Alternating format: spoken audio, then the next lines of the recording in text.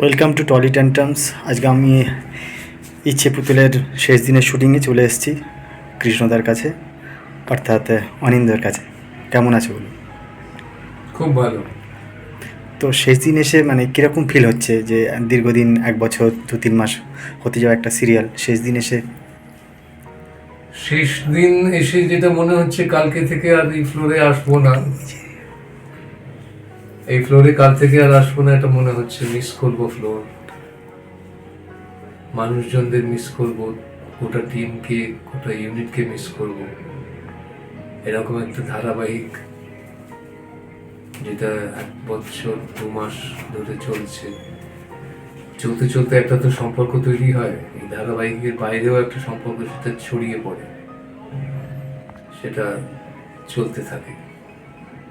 আবার নতুন কোনো জায়গায়, নতুন কোনো সময় দেখা হবে, আপনাদের সঙ্গেও দেখা হবে। যারা মেঘ এবং ময়ূরীর এর বাবা, খুব নিজেকে কীরকম মনে হয় যখন অডিয়েন্স বলে এরকম বাবা হওয়া দরকার, প্রত্যেক মেয়ে এরকম বাবা পাওয়া ভাগ্যের বিষয়? তো যখন অডিয়েন্সরা এরকম কমেন্টস করে কীরকম ফিল হয়?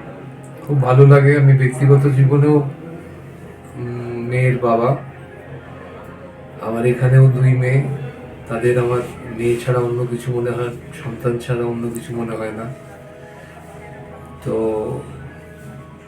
বাবা আলাদা করে খুব একটা যে হয়ে উঠতে হয়েছে তা নয়, যদিও কাহিনীকার লীনা গঙ্গোপাধ্যায়ের গল্প এবং শর্বরী ঘোষাল, শ্রীমতী শর্বরী ঘোষালের স্ক্রিপ্ট এটাতে বাড়তি সাহায্য করেছে, আমাকে ভীষণভাবে সাহায্য করেছে। কারণ ওইটা না হলে তো অভিনয়টা করা যেত না।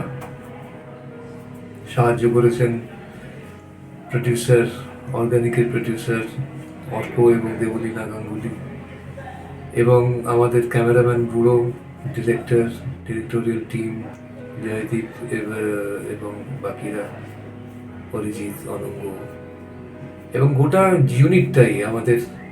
আমরা একরকম একসঙ্গে হয়ে কাজ করেছি, ভীষণভাবে একটা সম্পর্ক তৈরি হয়ে গেছে। এই ধারাবাহিক থেকেই একটা সম্পর্ক তৈরি হয়ে গেছে। এটা খুব চট করে সব জায়গায় যে হয় তা কিন্তু নয়। ফ্লোরে এবং ফ্লোরের বাইরে মেকআপ রুমে সবার সাথে বন্ডিং কেমন ছিল? ভীষণ ভালো, ভীষণ ভালো। কোনোদিন একটা দিনের জন্য মনে হয়নি যে ও আবার শুটিং করতে যেতে হবে। শুটিং না থাকলে মিস করেছি, কাল থেকে আরো মিস করব। তারপর তো হয়তো অভ্যস্ত হয়ে যাব, আবার দেখা হবে নতুন কোনো জায়গায়। এরকম কি কোনো আলোচনা হয়েছে যে এটা শেষ হয়ে গেলে আমরা কোথাও গেট টুগেদার একসঙ্গে মিট আপ করবো? হ্যাঁ হ্যাঁ, এটা আমাদের প্রায় হয়ে থাকে, ভবিষ্যতে হবে বলে আশা রাখি। আচ্ছা, তো দর্শকদের জন্য কিছু শেষ? দর্শকদের অজস্র ধন্যবাদ।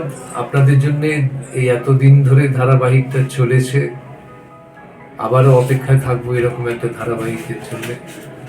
আপনাদের কাছে যাতে আবার পৌঁছতে পারি, আপনাদের ভালোবাসা পেতে পারি, শুভেচ্ছা পেতে পারি, তার জন্য ভালো থাকবেন।